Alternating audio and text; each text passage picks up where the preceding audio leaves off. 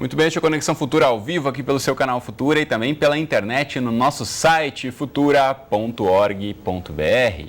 E hoje é dia do nosso quadro mensal Gestão Escolar.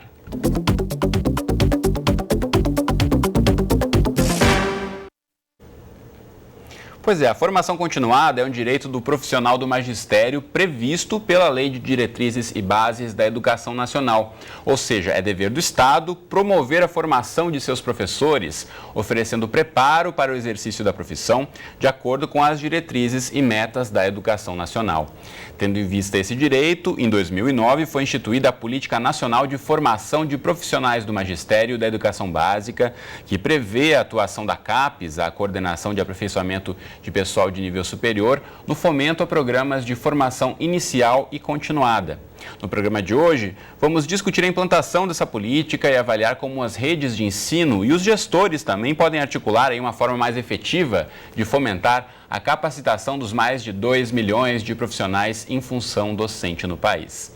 Para essa conversa, eu recebo aqui no estúdio a Betina Steren dos Santos, ela que é professora da Faculdade de Educação da PUC do Rio Grande do Sul. Aqui ao meu lado está o Carlos Bielczowski, ele que é presidente da Fundação Centro de Ciências e Educação Superior à Distância do Estado do Rio de Janeiro. E também conosco está o nosso consultor em educação, o professor Celso Antunes. E logo mais a gente conversa também com a Priscila Fernandes, ela que é editora do blog Educação do Instituto Votorantim. E você em casa, como sempre, também pode participar do nosso bate-papo. Aproveite aí para tirar suas dúvidas, para compartilhar a sua experiência, suas histórias sobre formação de professores. Envie comentários e opiniões para a gente. Na rede social você já conhece o nosso espaço de comunicação direto, que é o facebook.com/canal Futura Oficial, que está aí na sua tela. Aqui você sabe tudo sobre a nossa programação e pode mandar aí seu recado, curtir, comentar, compartilhar os nossos posts. Também pela internet, não perca tempo e mande o seu recado pelo Twitter, marcando a gente com o perfil @canal Futura. Ou ainda ligue para o bom e velho telefone, que é o 0 Operadora 21 3523 4098, enquanto você manda o seu recado. Eu dou as boas-vindas aqui aos nossos entrevistados. Tudo bem com vocês? Bem-vindos à Conexão. Tudo bom? Bom, eu quero começar ouvindo o Carlos, que está aqui ao meu lado. Eu falei agora há pouco sobre essa medida da CAPES, de fomentar a formação continuada dos professores. Ele, enquanto esteve no Ministério da Educação e na CAPES também, foi um dos criadores dessa medida. De que forma isso foi pensado em ser um incentivador para que os professores conseguissem incluir na sua rotina a questão da formação continuada, Carlos? A ideia foi sempre criar um link entre as universidades públicas, principalmente, e outras universidades do país, com os professores. Quer dizer, o MEC tentou abrir as portas das universidades com a educação presencial e também a educação à distância, de encontro com essa aspiração de todos os professores, que é a valorização da carreira através da formação. E essa, mais ou menos, foi a ideia inicial.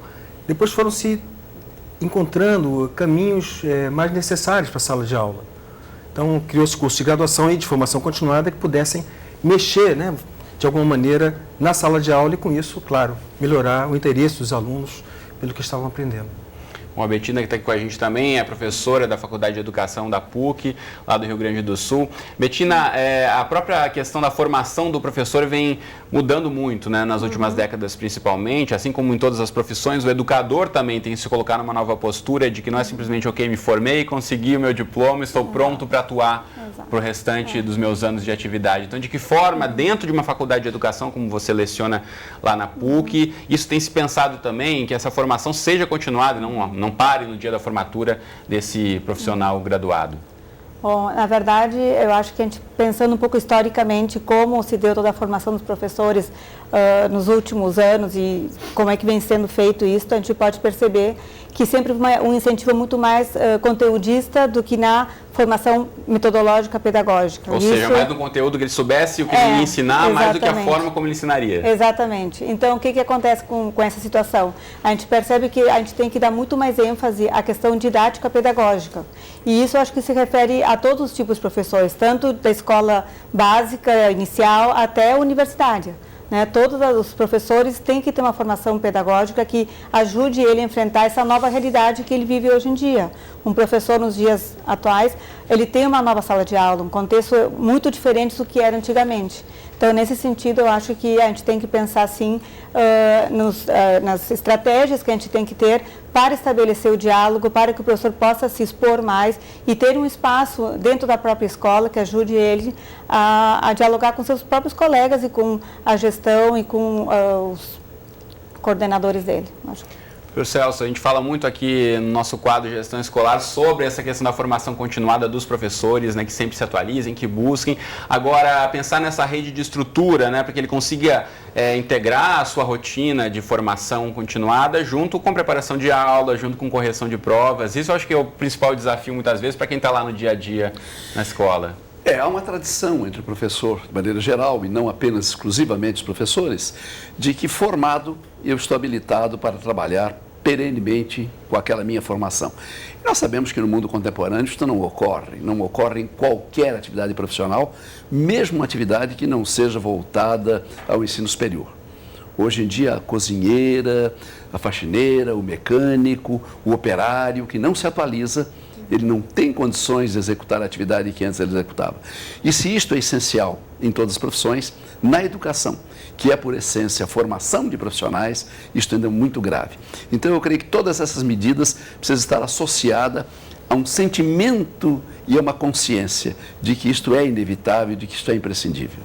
Muito bem, e todos os meses aqui no nosso quadro Gestão Escolar temos uma parceria com o blog Educação do Instituto Votorantim. Então na internet você já pode buscar informações aí no blog educação.org.br, que eu coloco agora na tela para você. Você já encontra aí esse post falando sobre a formação de professores no Brasil. Aqui tem vários cases, vários exemplos de iniciativas bem-sucedidas que você pode ler em detalhes aí e acompanhar aqui a repercussão dessa nossa discussão aqui no estúdio.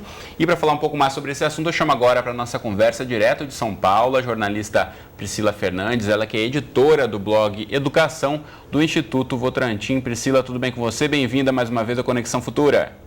Obrigada, Cristiano. Boa tarde. Tudo bem por aqui? Prazer é nosso mais uma vez recebê-la aqui. Então, de que forma reservar um espaço fixo na rotina dos professores tem trazido bons resultados, por exemplo, no município de Aracruz, no Espírito Santo? Pois é, em Aracruz, para garantir o direito à formação continuada, a Secretaria Municipal de Educação, ela determinou um dia no mês que é fixo para a formação dos docentes da educação básica. Então, eles têm um grupo de professores formadores fazem um trabalho com esses docentes da rede de ensino municipal, tanto de aprofundamento do conhecimento que eles já têm, quanto de desenvolvimento de estratégias didático-pedagógicas e até para troca de experiências, de vivências entre esses professores. A gente conversou com a Marineuza Ribeiro, que é a coordenadora desse programa, e ela falou para a gente que eles vêm verificando a necessidade cada vez maior desse trabalho de formação, até porque os alunos eles mudaram muito, bem nessa linha do que a Betina comentou e do que o professor Celso comentou também. Você tem uma velocidade muito grande da informação e esses professores eles precisam, então, estar atualizados. E mais do que isso, ela falou da necessidade que esses professores eles se tornem professores pesquisadores. Então, um professor que está sempre atualizando nas questões relacionadas à docência, mas que também tem um olhar mais amplo para a realidade que o cerca. Muito bem, Betina, como é que você vê isso que a Priscila está apontando? Já um exemplo lá no Espírito Santo de que essa medida tem sido colocada em prática já para alguns desses educadores, né? Eu acho que é bem interessante pensar que hoje em dia a gente tem assim, um referencial teórico muito bem desenvolvido sobre o que a gente deve fazer. E os professores leem, estudam e conhecem muitas das argumentações por que ela tem que mudar, né? Agora, eu acho que o interessante é a gente pensar essa formação, essa capacitação de professores tem que ter uma qualidade no sentido de vivência dos professores e não simplesmente teórica, né? Então, eu acho que um aspecto que é fundamental na capacitação e na formação de professores é que se relaciona a teoria com a prática. Eu acho que os currículos atuais, os cursos de pedagogia, que eu posso falar mais, que estão muito mais voltados para a prática. Então, eu acho que essa é uma iniciativa e é uma forma de levar o professor a ver e vivenciar na sua prática como que ele pode mudar a sua a sua ação na sala de aula. Então, eu acho que o interessante é a gente tentar desenvolver formas que os professores possam interagir, que possam trocar ideias, que possam agir, serem sujeitos ativos na sua formação. Né? Eles têm que saber por que eles querem ter uma capacitação, por que eles precisam se capacitar. Né? E eu acho que a situação da sala de aula hoje é uma necessidade urgente. Né? A gente pode perceber que todos os professores têm muitas dificuldades porque os alunos são diferentes, as turmas são muito mais heterogêneas do que eram antigamente. Então, acho que esse é um Muito fator. bem. Carlos, como é que a gente consegue pensar nisso, né? Nessa questão de a rede poder possibilitar que os professores tenham um dia, como é o exemplo lá no Espírito Santo, ou mais de um dia por mês, e que a questão de fato de como ensinar e como a postura do professor tem que mudar, né, frente a simplesmente não só ter o conteúdo, mas como ele vai passar esse conteúdo para os alunos, como ele vai mediar a aproximação do aluno a esses conteúdos, isso também tem que estar posto e estruturado como uma questão de gestão escolar. Eu gostei muito do raciocínio da Betina e gostaria de seguir além, pensando um pouco no ensino médio. Hoje nós temos uma crise no ensino médio, que ela tem 13 disciplinas, cada disciplina com excesso de conteúdos, uma postura, muitas vezes, do professor de uma sala de aula que não é ativa, em 4 horas de aula por dia, o que não tem, de maneira geral, no resto do mundo. Então, eu acho que pensar na formação continuada, ela precisa, nesse contexto, precisa obrigatoriamente trazer o professor para uma sala de aula mais ativa. Ele precisa, num certo sentido, vivenciar aquelas coisas que ele pretende fazer, aquelas metodologias que ele pretende aplicar na sala de aula, na formação. Portanto, eu acho que essa estratégia de ter uma sala de aula ativa na formação conduz naturalmente na sua metodologia para que ele possa ter uma sala de aula mais ativa com os seus alunos. Isso é uma parte da questão e eu acho que isso é uma coisa muito importante. Eu acho que existem vários mecanismos diferentes para poder oferecer aos professores uma formação continuada. Nós aqui no Rio de Janeiro estamos com 1/4 dos professores da Secretaria de Educação fazendo formação conosco. E é uma formação dirigida muito à sala de aula que tem dado, aliás, excelentes resultados. E nós utilizamos a metodologia semipresencial. Uma vez por mês eles têm um encontro presencial e, fora isso, eles têm todo um trabalho com educação à distância, com a plataforma, que é muito ativo também. E eles também recebem uma bolsa de ajuda de custos para valorizar a sua permanência. Isso tem sido um modelo da Secretaria de Educação na parceria com a nossa fundação, que é pública também, e que tem dado um resultado muito legal. Tem sido bacana essa experiência. Bom, em relação a essa questão de fixar um horário e ter a participação dos professores com o auxílio de uma bolsa também, o ministro da Educação, Luiz Mercadante, anunciou em novembro do ano passado esse Pacto Nacional pelo Fortalecimento do Ensino Médio, que é essa fase crítica que vivemos no país, como já mencionou o Carlos aqui, consistiria na oferta de formação continuada para 495 mil professores da rede pública de ensino médio no país, a partir de fevereiro desse ano de 2014, e os professores vinculados teriam uma bolsa aí de R$200 mensais, com custo total da iniciativa orçada em R$1 bilhão para esse ano. Quero ouvir do professor Celso Antunes de que forma essa vinculação de uma estrutura, um pacote nacional, por exemplo, de formação continuada, isso nas diferentes nuances da educação em todo o país, isso de fato pode ter uma solução, pode ser uma solução, pode ter um resultado efetivo? O resultado pode ser efetivo, mas não pode ser o único resultado, não pode ser a única estratégia. Falta ao professor brasileiro a consciência de que ele precisa aprender com o seu colega.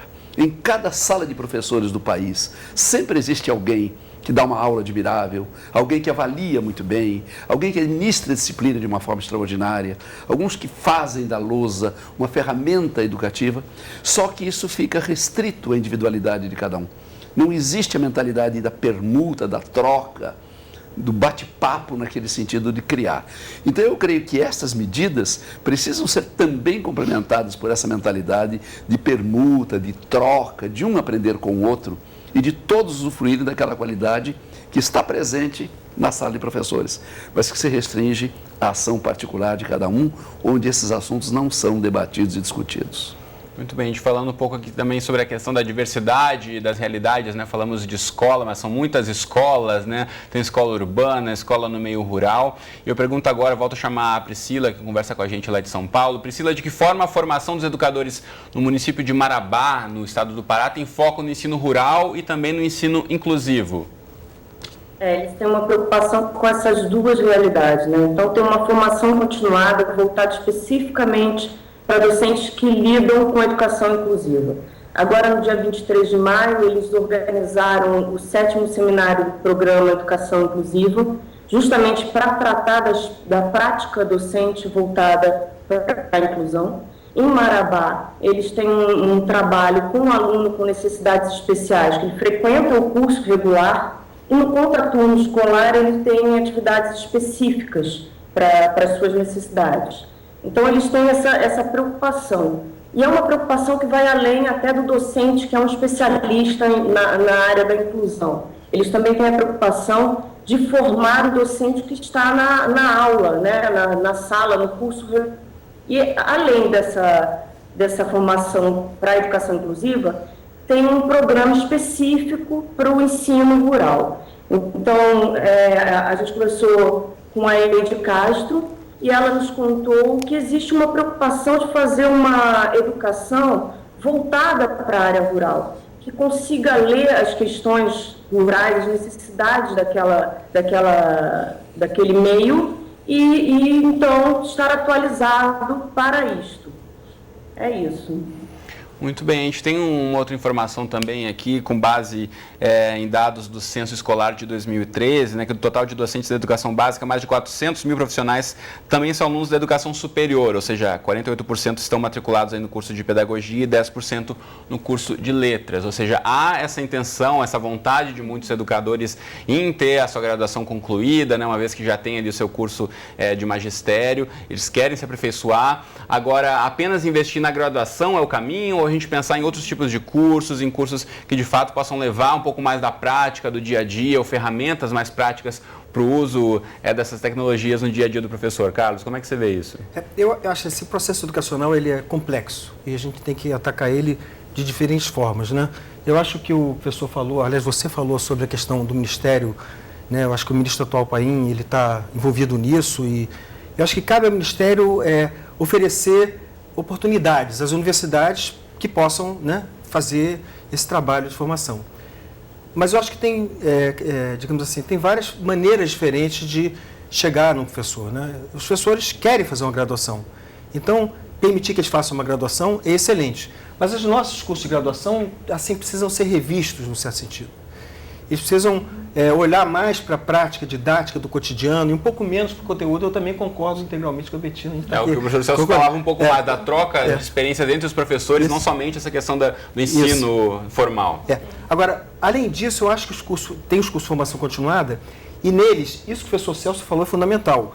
Nós oferecemos no Rio, tem uma sala virtual e os professores se comunicam intensamente, viu, professor? Ótimo. E é lindíssimo, eles trocam experiências, eles produzem roteiros para levar para a sala de aula, eles discutem suas experiências como parte do curso. E eu acho que isso também ajuda muito. Então, eu acho que o que se puder fazer sob o ponto de vista da formação de professores deve ser feito, porque são pessoas diferentes, procurando caminhos diferentes. Só para completar, por isso que eu concordo com o professor Celso. Quer dizer, o MEC tem uma postura de viabilizar os cursos, é muito importante, mas isso acaba resultando em várias maneiras diferentes de fazer que vão se complementando positivamente. Então, você está dizendo que não existe uma única solução, são diversas alternativas que devem ser percorridas, é por aí. E aí algumas boas experiências vão fazendo história e outros vão percorrendo as experiências repetidamente e vamos criando uma boa cultura no país nesse sentido. Como é que você vê isso, Bettina, essa questão de não somente ter o diploma, como bem disse o Carlos, os professores têm a vontade, tem que ser respeitada essa vontade de ter um diploma de graduação, mas não é somente isso que vai, de fato, garantir uma melhor formação desse educador. E eu acho que isso tem muita relação com a mudança curricular, né? Eu acho que nos últimos um tempo, não me lembro quando foi feita essa mudança, mas hoje em dia o aluno que termina a pedagogia, ele termina séries iniciais de educação infantil. Então, ele faz em 4 anos o que antigamente ele fazia 4 anos só para a educação infantil ou somente para as séries iniciais. Então, esse aluno ele tem uma formação muito mais generalista. Então, ele vai ter necessidades, inclusive, para poder acompanhar essas mudanças todas que a escola e a sociedade está tendo, fazer com que ele busque uma ajuda a mais. Eu acho que aí vem a busca por mais cursos de pós-graduação, de especialização, e as pessoas têm que procurar, de certa forma, acompanhar essa questão toda. Mas tem outro aspecto que eu também acho que é importante trazer em relação a isso, que eu acho que o problema educacional é um problema social. E quando a gente fala, por exemplo, da inclusão, que a Priscila falou, essas questões, a gente tem que ver também que tem a questão toda da família, né? Que como que as famílias acompanham toda essa mudança que está acontecendo hoje socialmente e que interfere nas escolas. Muito bem, a gente está quase encaminhando para o finzinho do programa, mas quero voltar a chamar a Priscila novamente em relação a essa questão da família que a professora Betina aponta. Priscila, a gente sabe que no interior do Rio Grande do Sul, no município de São Luís Gonzaga, a Secretaria de Educação fez parceria com a universidade, com a comunidade para tentar melhorar a formação dos professores. Conta para a gente rapidinho como é que funciona essa experiência. Isso, é um convênio entre a Secretaria Municipal de Educação e a Universidade Estadual do Rio Grande do Sul. Então, eles têm um programa de extensão que tem como foco a arte e que tem a ideia de integrar a universidade e a comunidade. Nesse programa, a ideia é utilizar os recursos da arte para ampliar os horizontes, né, didático-pedagógicos do professor em sala de aula. E esse programa ele tem uma coisa muito interessante, que ele pretende ouvir o professor para entender também quais são as necessidades de formação continuada desse professor. Além de, ele não traz um programa fechado, mas ele ouve o docente para ver quais são as suas reais necessidades de ampliação de horizontes. Muito bem. Priscila, muito obrigado mais uma vez pela participação com a gente, a nossa parceria mensal no Conexão Futura com o blog Educação do Instituto Votorantim. Um abraço para você e até a próxima. Tchau. Deixa eu aproveitar e mostrar rapidamente para você de casa que você pode buscar outras informações sobre esses cases tão bacanas que a Priscila falou no site, que é o blog educação.org.br, que está aí na sua tela. Agora, a gente pensando, professor Celso, no que apontou aqui a Priscila, né, de iniciativas diferentes, o Carlos e a professora Betina também pontuaram, né, diversas frentes para a gente tentar pensar na formação continuada. Isso muito envolve não somente a rede de assistência, mas uma iniciativa do próprio professor em querer se manter atualizado. Sem dúvida, Cristiano. Você vê que hoje a palavra de ordem no ensino médio é competência. Competência é o saber fazer, é materializar o aprender transformando no fazer. E na formação continuada do professor, é isso que o Carlos colocou, que a Betina colocou, levar o professor a aprender a fazer. Não se trata apenas de acumular conteúdos, mas de realmente transformar aqueles conteúdos aprendidos na aula que se ministra, na maneira de passar o conteúdo, na avaliação que se faz. A hora que nós dermos esse passo, eu creio que realmente nós estamos estabelecendo perspectivas de uma mudança. Muito bem, vou mostrar para você de casa agora alguns sites também onde você pode buscar outras informações. Primeiramente, o site da Fundação CCIERJ, do consórcio CEDERJ, vai aparecer na tela para você aqui, representado no estúdio pelo Carlos Biochovski, que você pode acessar então cederj.edu.br/fundação. Aqui tem muitas informações, inclusive sobre formação continuada, né, Carlos? Muita coisa. Muito bacana. Outros dois sites que eu mostro para você agora, um deles aqui é o da Lei de Diretrizes e Bases da Educação Nacional, esse texto lá de 1996, mas como todo bom educador, acho que deveria conhecer bem esse texto, saber ali, para a gente voltar às origens, né, do que pretende a nossa educação pública e a partir daí a gente conseguir pensar também como melhor se colocar à frente a esse contexto.